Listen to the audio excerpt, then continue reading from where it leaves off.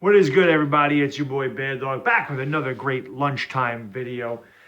Just a real quick one here on the Giants quarterback situation. You know, yesterday they had OTAs and Eli Manning looked fantastic. He went 1 out of 6 with an interception, sailing many passes out of the end zone, overthrowing the wide receivers' heads. Now, of course, you know all the Eli supporters will blame it on the offensive line and say that that's the reason he was bad yesterday.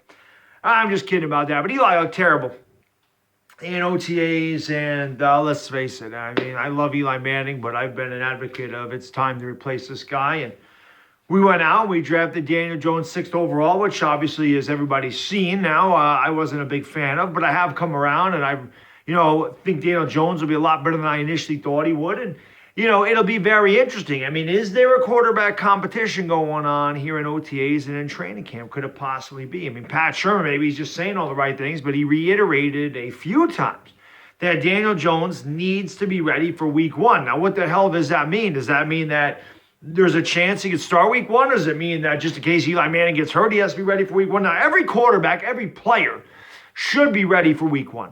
Every single one of them should be ready for week 1 because you don't know when your number is going to be called. But it is interesting. I mean, think about it, Giants fans. What do? We drafted Daniel Jones 6th overall. We passed on the best defensive player in the draft, in my opinion, in Josh Allen. We passed on Dwayne Haskins. We passed on a lot of players that people thought the Giants would take. If Eli Manning struggles in OTAs, if he struggles in the preseason, and Daniel Jones is lighting it up, do you still stick with Eli Manning? They can say all the right things, and they can say that Eli Manning is going to be the starter week 1, and that Daniel Jones is there to learn, and it's going to take a year or two or whatever they're talking about. But you don't draft a player 6th overall to sit behind a quarterback for 2 years. You don't do it.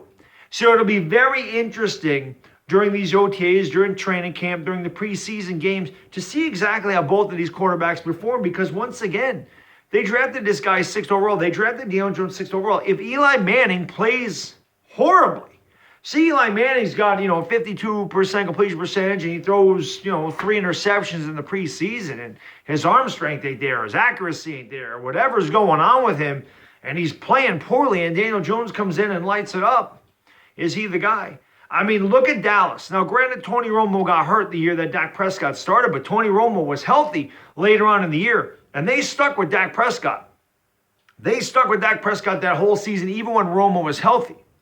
So I'm not saying Eli Manning's injured or anything, but if Eli Manning plays really poorly, why wouldn't the Giants start Daniel Jones?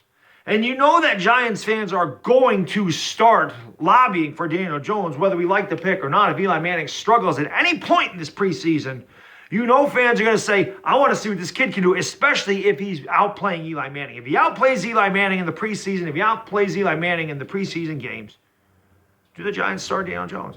It's an interesting question. Giants fans, what do you think? Well, let me know. And until later tonight when we do the Bucks and Raptors, have a good day, and I'll see you then. It's Bad Dog, and I'm gone. Peace!